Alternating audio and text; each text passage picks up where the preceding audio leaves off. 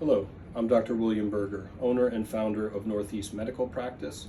We are a concierge-style internal medicine, weight management, and aesthetic medicine practice located in Great Neck, New York on Long Island. So I just wanted to take a moment to speak a little bit about obesity and elevated weight and its perception in the general public's eye, in social media, etc. So unfortunately, there's a lot of stigma, bias, shame with regard to people who have trouble with their weight. A lot of people believe it to be simply a matter of willpower, and I just wanted to take a moment to explain why that is often not the case. Obesity was considered for the first time a chronic disease in 2013 by the American Medical Society. And so that means we treat it like blood pressure, for example, hypertension. And people often need help with their blood pressure using medication. There may be a genetic driver for it, or they may simply be unable to lose weight, like we're going to talk about today, to help with their blood pressure. So there's a role for medication in those folks to decrease their risk for heart attack and stroke. So with obesity, I'll just explain briefly the reasons why it's not a matter of willpower after a certain point. So there are three hormones that are natural in the body and are meant to control your appetite and thus keep you at a stable weight. And then there's one hunger hormone. So the three hormones that control your appetite, they are GLP-1, GIP, and leptin. Leptin is actually made by the adipose cell, by the fat cell. So the more fat cells, or the larger the fat cells, the more leptin in the bloodstream.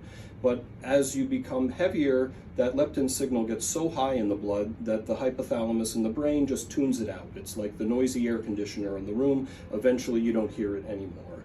And so that we call that leptin resistance. So that hormone isn't controlling appetite any longer. GLP-1 and GIP, which coincidentally, the receptors for those hormones are the ones that are stimulated by the newer injectable medicines for weight control. They are supposed to go up after you eat and when you gain weight. But paradoxically, when people gain weight, maybe they develop prediabetes, diabetes, these hormones don't go up like they should.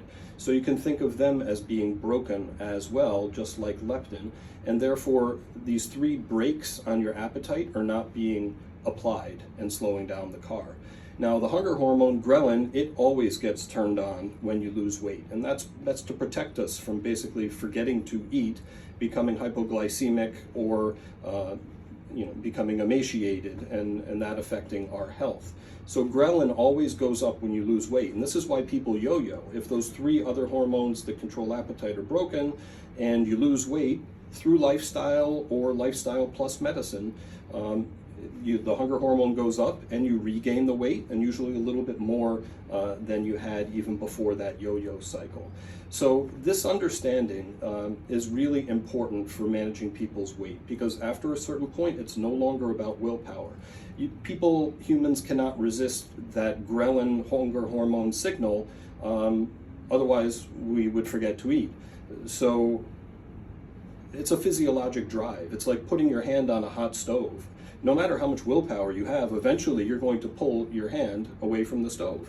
And it's the same thing here. So this is why it's important to go to a physician who's board certified in obesity medicine by the American Board of Obesity Medicine, because we understand not only how all the medicines work and which ones are appropriate, but we understand fundamentally that obesity is a chronic disease and not a matter of willpower and simply moving more and eating less, although the lifestyle is very, very important, and we focus on that here first and foremost.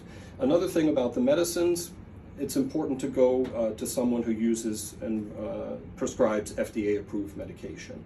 I don't want to disparage other clinicians out there, but compounded GLP-1 medicines like semaglutide or GLP-1 GIP like tirzepatide, they're not FDA approved, they're not being monitored and regulated by the FDA. So I'll just say that, caveat emptor, buyer beware with regard to those, and I do not support them and I don't prescribe them. And the Obesity Medicine Association also has a clinical practice statement against prescribing compounded medicines for weight loss. Now, for people who don't have insurance coverage for the FDA approved medicines, they are quite expensive, even with manufacturers' coupons. There are plenty of oral medications that can be used, and I have very good success with. So we can always do that. Some of those can be written as generic medications. So there are a lot of tools that we have in the toolbox, of course, beyond lifestyle. So it's really important that you go to somebody who's properly trained, board certified in obesity medicine.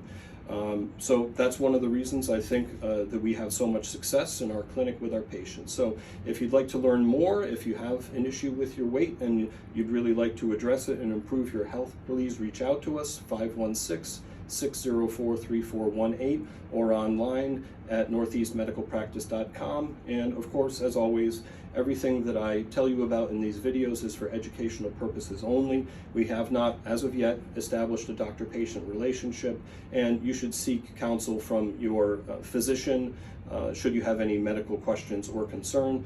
But of course, we'd love to see you in the office and help you directly. So in the meantime, be of good health, and we'll see you soon.